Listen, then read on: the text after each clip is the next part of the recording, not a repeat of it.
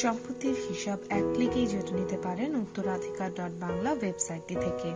এই ওয়েবসাইটে প্রবেশ করতে প্রথমে আপনার কম্পিউটারের যে কোনো একটি ব্রাউজার চালু করে অ্যাড্রেস বারে উত্তরাধিকার.বাংলা অথবা ইংরেজিতে inheritance.gov.bd লিখুন।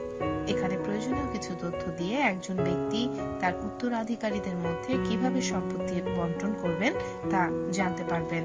এজন্য প্রথমেই জীবিত আত্মীয় স্বজনদের তালিকা থেকে সম্ভাব্য উত্তরাধিকারীদের চিহ্নিত করে তাদের সংখ্যা লিখতে হবে।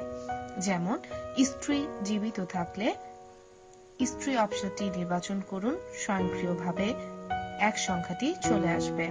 আবার পুত্রের মধ্যে সম্পত্তি বন্টন করতে পুত্র অপশনটি নির্বাচন করুন, তবে পুত্রের সংখ্যা এক না হয়ে বেশি হলে পুত্র অপশনে ক্লিক করে প্রযোজ্য সংখ্যাটি টাইপ করে নিতে পারবেন।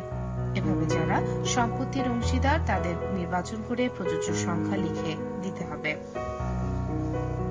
এবার নিচের দিকে সম্পদের বিবরণ অংশে আপনার সম্পদের তথ্য দিন। এখানে জমি ঘরটিতে জমির পরিমাণ শতাংশে লিখতে হবে। যদি স্বর্ণ বা রৌপ্য থাকে তবে তার পরিমাণ উক্ত ঘরে লিখতে হবে। একইভাবে গচ্ছিত মুদ্রার পরিমাণ মুদ্রার ঘরটিতে লিখে দিতে হবে। সবগুলো ঘর পূরণ শেষে ফলাফল বাটনে ক্লিক করলে সম্পত্তি নির্বাচিত অংশীদারদের মধ্যে কি হারে বণ্টিত হবে তা তালিকা আকারে চলে আসবে। আপনি চাইলে প্রিন্ট বাটনে ক্লিক করে প্রাপ্ত ফলাফল প্রিন্ট করে নিতে পারবেন।